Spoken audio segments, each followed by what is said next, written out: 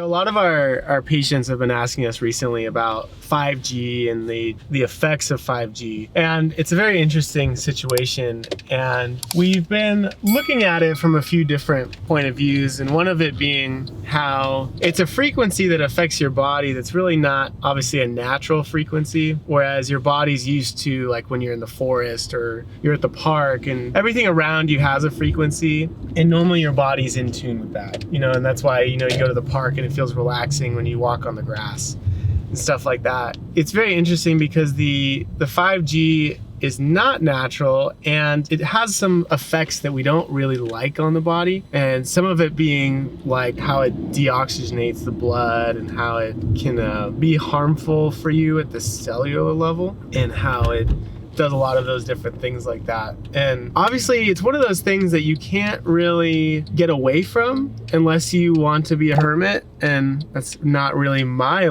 style, but some people might. But I think it's important to figure out ways to, like, how can you mitigate that, or how can you do something about that. So we noticed some of the effects, like for instance the oxygen deficit part, and we realize there are some supplements that are from Standard Process that help oxygenate the blood in the body. So we kind of looked at those and saw that was helping that. The other thing that we noticed too was that higher antioxidants in the body could also help, and that was something that we looked at as well. And we just started to find like what things have high antioxidants in it and started to recommend, like this would probably be a good daily support thing, that even if you weren't concerned about 5G, it's just a good thing to have in your body anyway to deal with oxidative stress.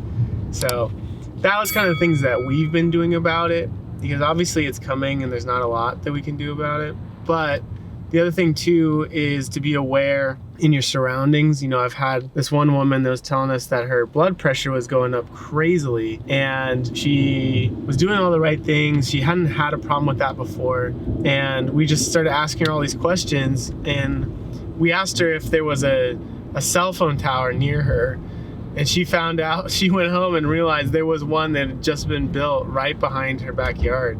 And we're like, well, unfortunately, we can't do much about that, but we need to figure out ways to get around it. But I've also found online a couple like products that can help minimize that as well, and that's been very interesting to me too. But what I figured is that it's great to have those devices, but the thing is that you're not going to be at home all the time. You're still going to want to go places, so it's smarter to have something either on you or something that you take in that can help negate that. So that was kind of thinking I had on it, and obviously it's still very new, so you have to figure it out. But part of me thinks having something that can deliver more oxygen and have the antioxidants makes a lot of sense. So that's kind of where we're thinking about it. So if you have any questions about 5G or about what things you can do about it, you can comment down below, or send me a DM, or you can reach out and we can talk about maybe some strategies that we utilize and help you get on the path to health.